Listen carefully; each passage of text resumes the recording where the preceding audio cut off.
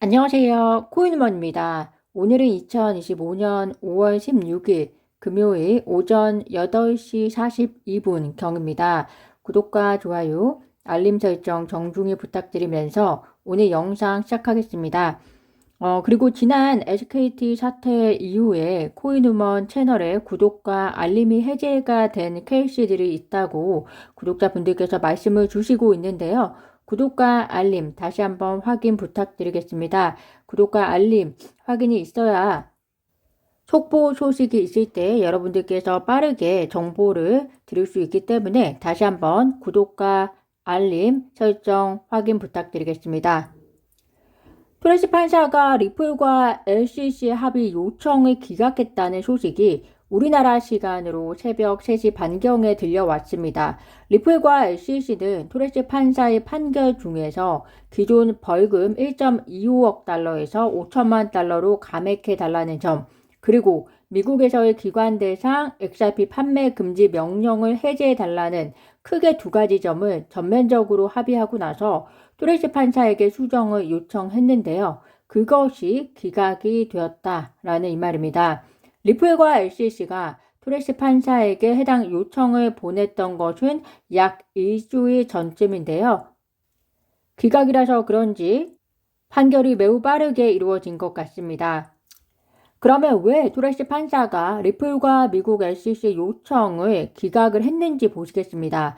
토레시 판사는 절차적 문제가 있다라고 크게 이야기를 하고 있습니다. 그런데 그 안의 내용을 쪼개보면 첫 번째는 이미 이 소송은 항소법원으로 넘어갔기 때문에 토레시 판사에게 관할권이 없다라는 것입니다. 그러니까 토레시 판사가 판결을 하고 나서 그것에 대해서 SEC가 항소를 하겠다고 이야기함으로써 이 소송은 항소법원으로 넘어갔는데요. 그렇기 때문에 본인에게는 더 이상 관할권이 없다라는 이야기입니다.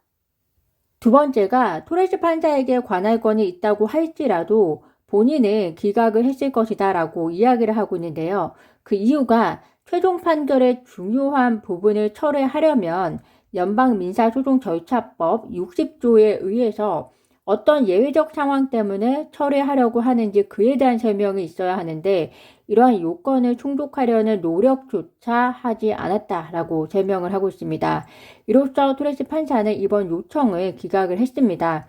그러면 앞으로는 어떻게 될 것인가? 우선 리플의 최고 법률 고문 알데르티 스튜어트는 오늘 명령이 리플의 승소에 변화를 주는 것은 아니다.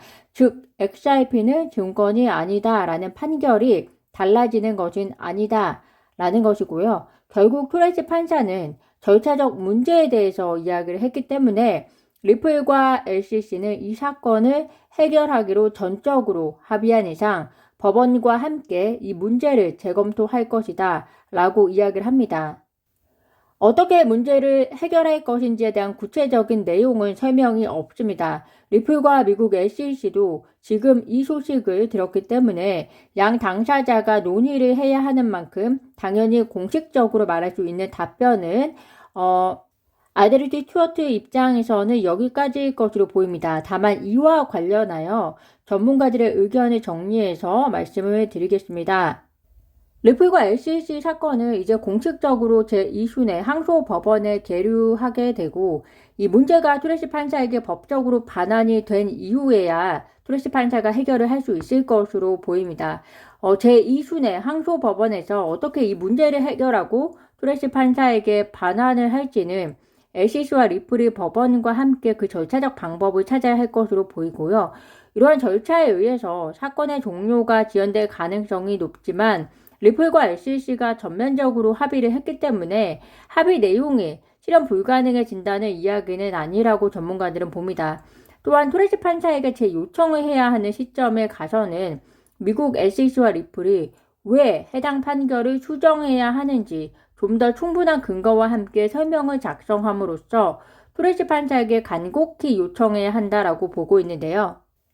단순히 지금처럼 쉬운 방법을 택하면 안 된다는 것입니다. 이 소송이 얼마나 오래 진행이 되었습니까? 이렇게 오랜 진행을 거쳐 겨우 판결이 나왔는데 이를 단순한 이유로 수정해 달라고 하는 것도 토레스 판사에 대한 존중이 없다라고 토레스 판사 입장에서는 충분히 느꼈을 것 같습니다. 그렇다면 앞으로 XRP는 어떻게 되는가? 소송 종결은 앞으로 최소 30일은 지연될 가능성이 높아 보입니다. 그렇게 되면 XRP 현무 ETF 출시 가능일, 그리고 대형 투자 운용 기관들의 현무 XRP 신청 시점은 조금은 늦어질 수 있을 것 같습니다. XRP 현무 ETF 출시 관련해서는 SEC의 마지막 타임라인이 10월이기 때문에 10월 전까지만 이 문제가 해결이 된다면 10월에 XRP 현무 ETF가 출시되는 것은 크게 영향을 받지는 않을 것 같지만 추후 상황을 지켜보셔야 할 것 같고요. 동시에 리플의 미국 내 사업이 중요한 시점인 만큼 하루라도 빨리 앞당겨지는 것이 리플의 몸집 확대와 그리고 XRP 가치 확대와 그리고 타 암호화폐와 비교해서 경쟁력을 확보하는 데 매우 중요하다는 점에서 이런 지연이 조금 아쉽기는 합니다. 정말 이전에 미국 SEC 위원장 게리 겐슬러는 리플에게 가장 악인 중에 악인이 된 것 같습니다. 지금 상황에서 다른 암호화폐 업계 케이스는 판결이 나기도 전에 SEC와 합의해서 소송을 지연시키거나 드랍시킴으로써 문제가 생기지 않았는데 리플은 정말 소송에 있어서의 큰 피해자라고 볼 수 있을 것 같습니다. 소송이 끝까지 발목을 잡는다는 느낌이 아예 없지도 않은데요.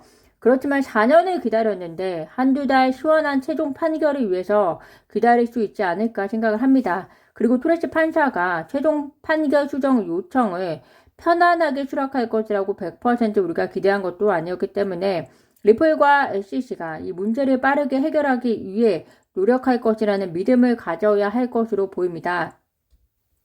동시에 지금 토레스 판사의 기각 소식으로 인해서 XRP가 약 7%가량 빠지고 있는데요. XRP의 펀드멘탈을 믿는 투자자분들에게는 이렇게 부정적인 소식이 나온 상황이 또 다른 기회가 될 수 있다는 점 참고하시면 되겠습니다.